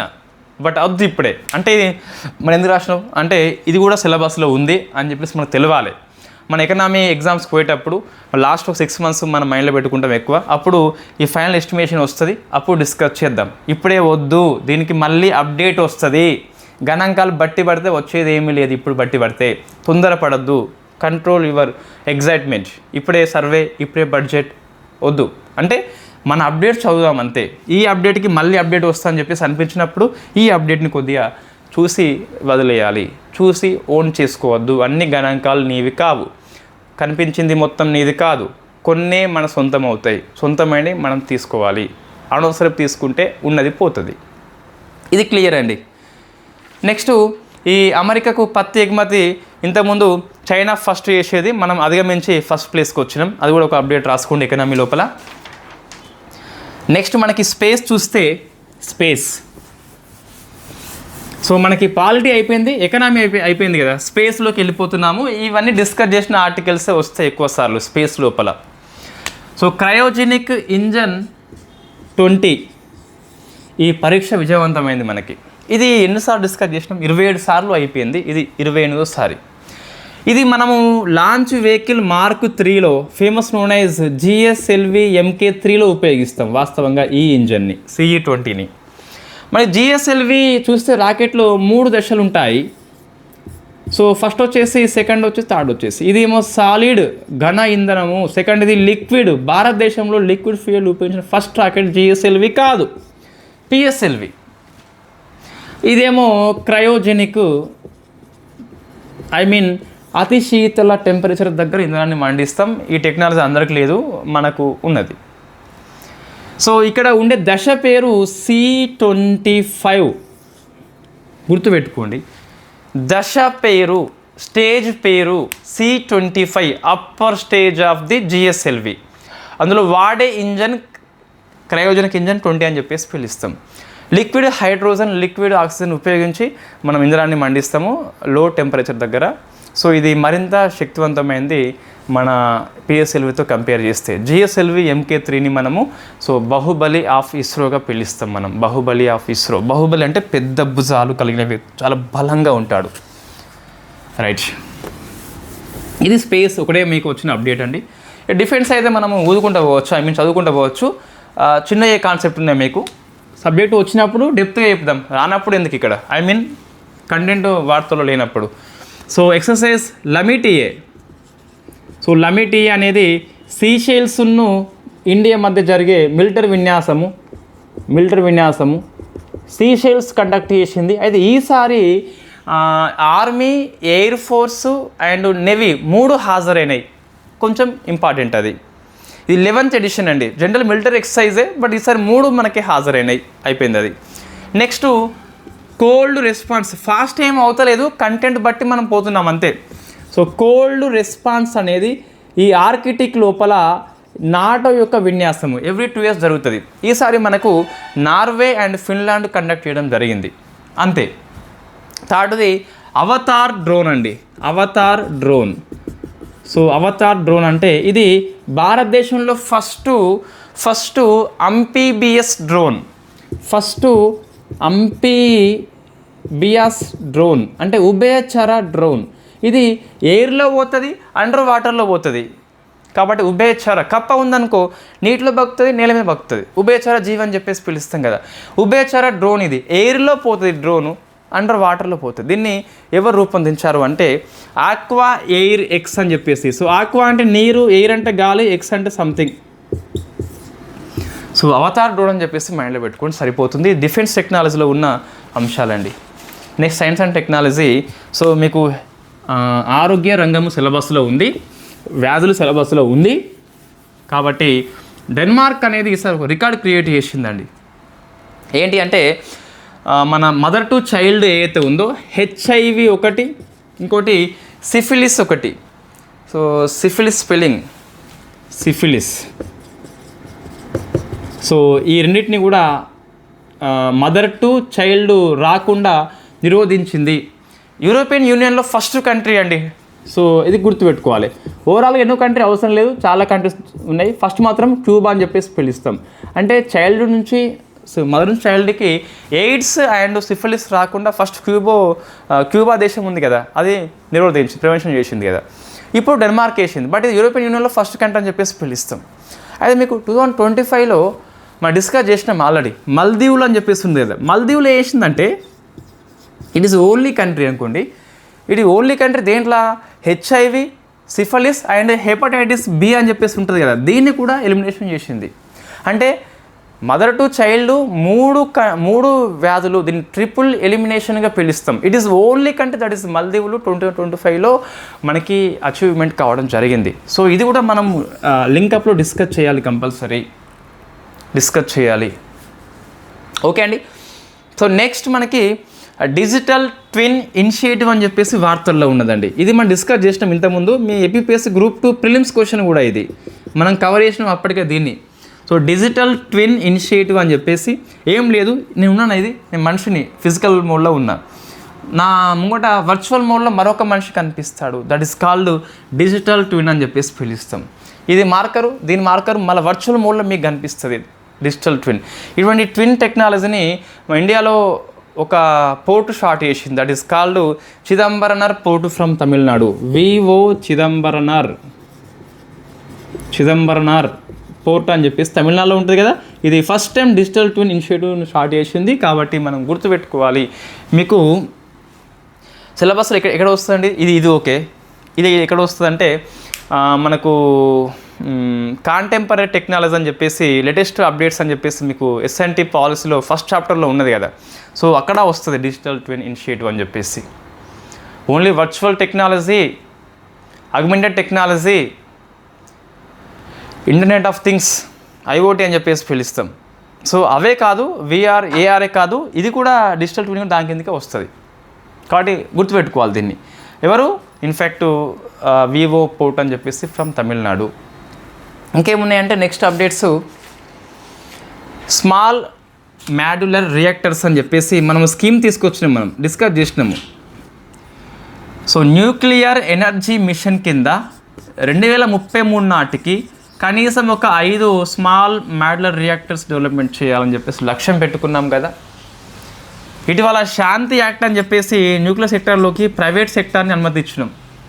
సో ఈ రెండింటి యొక్క అప్డేటే ఇప్పుడు ఉన్న వార్త. ఈ SMR మొత్తం 3 డెవలప్మెంట్ చేస్తున్నామండి ఇప్పుడు.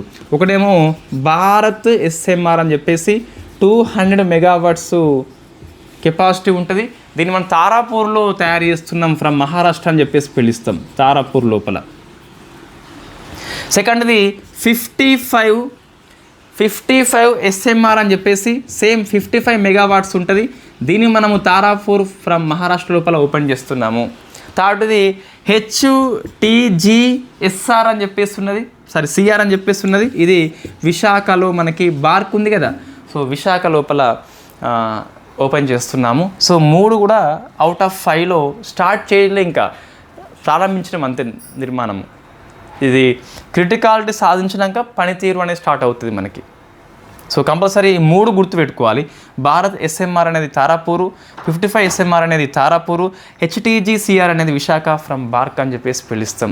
వీటిని డెవలప్మెంట్ చేసేది ఎవరని చెప్పేసి అడిగితే ఈ 3 కూడా బార్కే డెవలప్మెంట్ చేస్తుంది. దాంతోపాటు nuclear power corporation of India limited అనేది సపోర్ట్ చేస్తుంది, టెక్నికల్ అండ్ ఫైనాన్స్ సపోర్ట్ చేస్తుంది.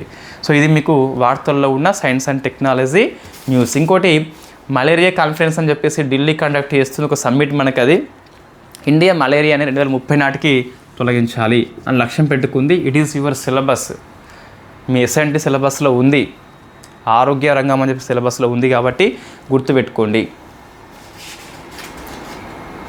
ఓకే. సో నెక్స్ట్ మనము పర్యావరణ అంశాలు డిస్కస్ చేద్దాం. జాగ్రఫీ అయిపోయాక ఆపేస్తాను, ఆ స్పోర్ట్స్ సమ్మిట్స్ అవన్నీ మీరు చదువుకోండి, ఎందుకంటే మరీ ఇప్పుడే వచ్చే అప్డేట్స్ అని అంతగా అవసరము లేదండి. సో అందులో పెద్ద అప్డేట్స్ ఏం లేవు. వరల్డ్ కప్ జరిగింది కదా, అది ఇండియా గెలుచుకుంది, అటువంటి కొన్ని డిస్కస్ చేద్దాం. ఫస్ట్ చూస్తే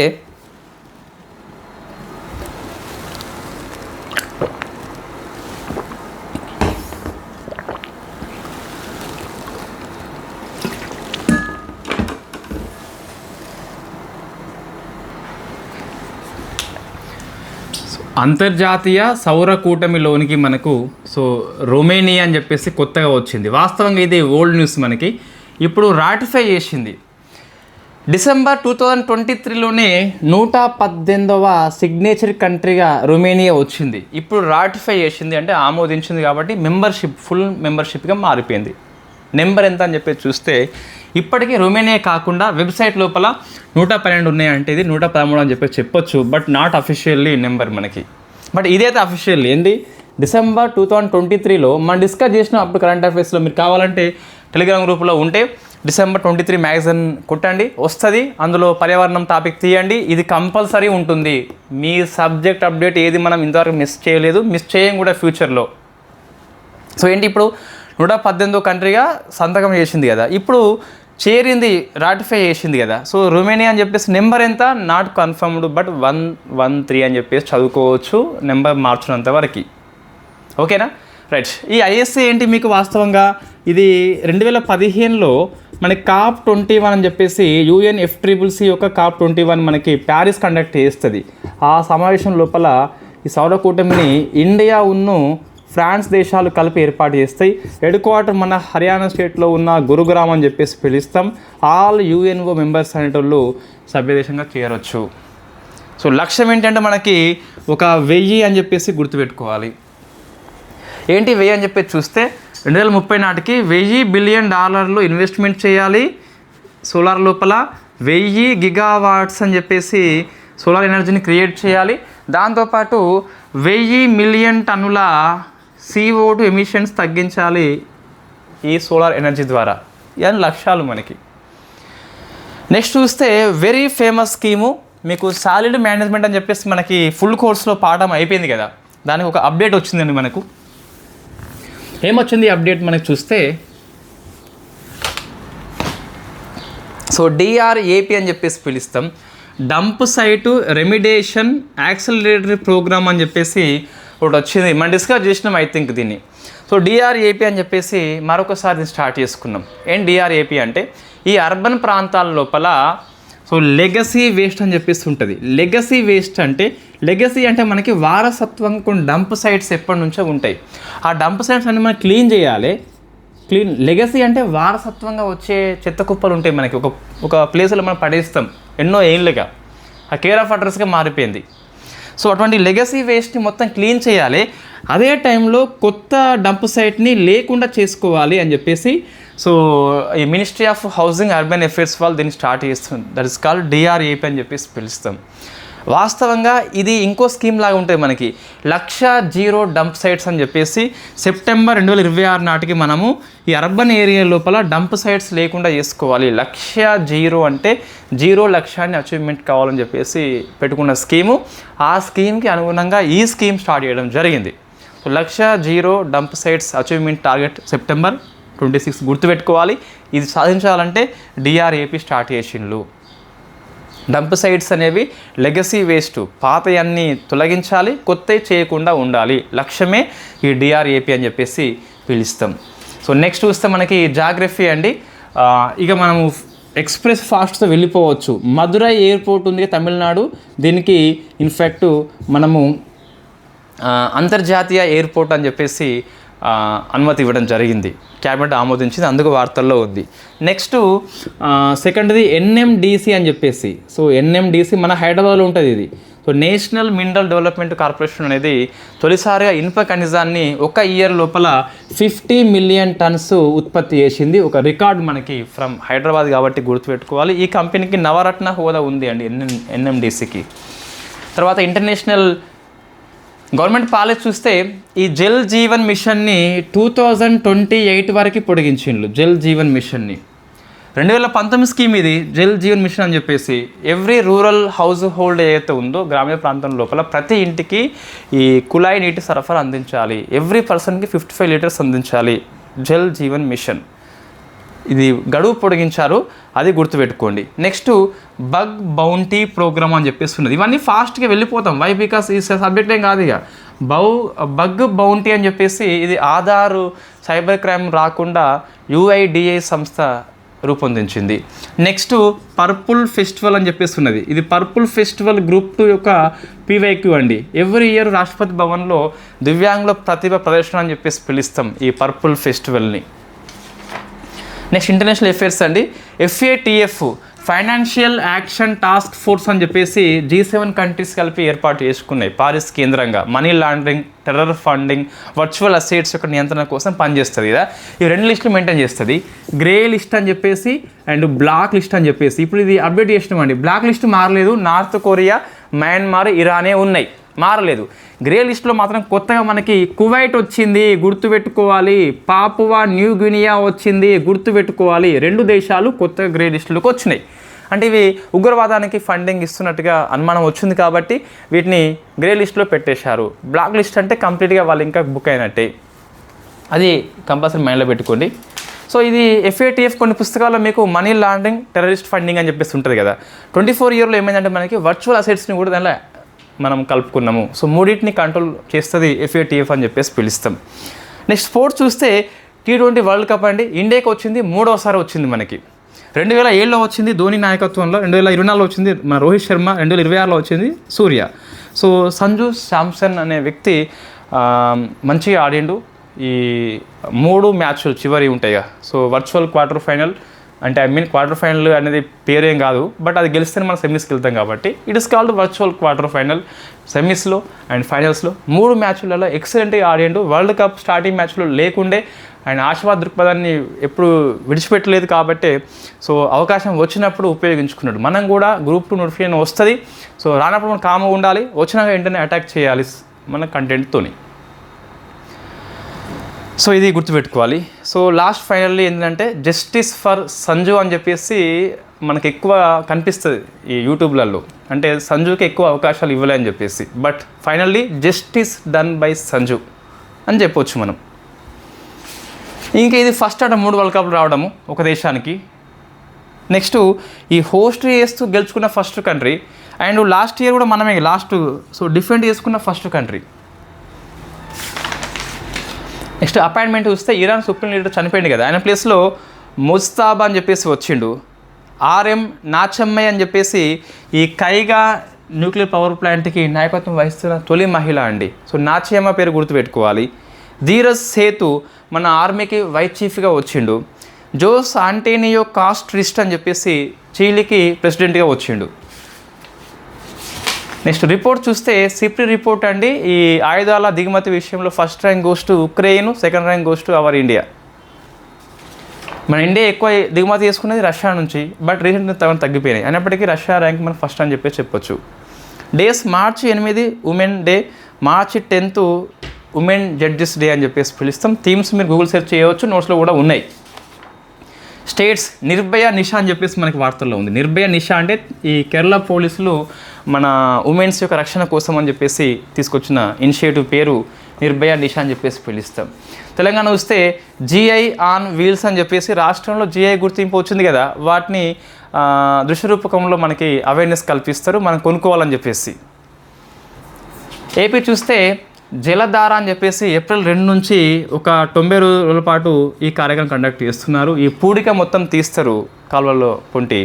మిషన్ కాకతీయ ఉంది తెలంగాణ కాన్సెప్ట్ కదా, సేమ్ జలధార అని చెప్పేసి ఏపీ కాన్సెప్ట్ అంతే. నెక్స్ట్ అరకు కౌని అని చెప్పేసి. సో అరకు కౌని అనేది ఇది ఈ అల్లూరు డిస్టిక్ లోపల ట్రైబల్ ఉత్పత్తులని ఇన్ఫ్యాక్ట్ అమ్మే ప్రాజెక్టు మనకి. సో ట్రైబల్ మిల్లెట్స్ ఉంటాయి కదా, ఆ మిల్లెట్స్ పేరే అరకు కౌని అని చెప్పేసి పిలుస్తాం. వాటి ఉత్పత్తుల ప్రచారం అని చెప్పేసి చదువుకోండి. సో అరకు లోయ లోపల దీన్ని తీసుకొస్తాం మనం. ఇవి ఏపీ కరెంట్ అఫైర్స్ అండి మనకి. సో అంతే, ఇంకా ఏపీ తెలంగాణ ఎక్కువ కరెంట్ అఫైర్స్ ఏం లేవు, ట్రస్ట్ మీ. సో మీకు ఇప్పుడు 8 నుంచి 14 దాకా అయిపోయింది కదా. సో ఈ నోట్స్ నేను మన యాప్ హోస్ట్ విషయం చిన్న ప్రాబ్లం వచ్చింది. సో దాన్ని రేపు సాల్వ్ చేసుకొని మనం రేపు నోట్స్ అప్లోడ్ చేస్తాం.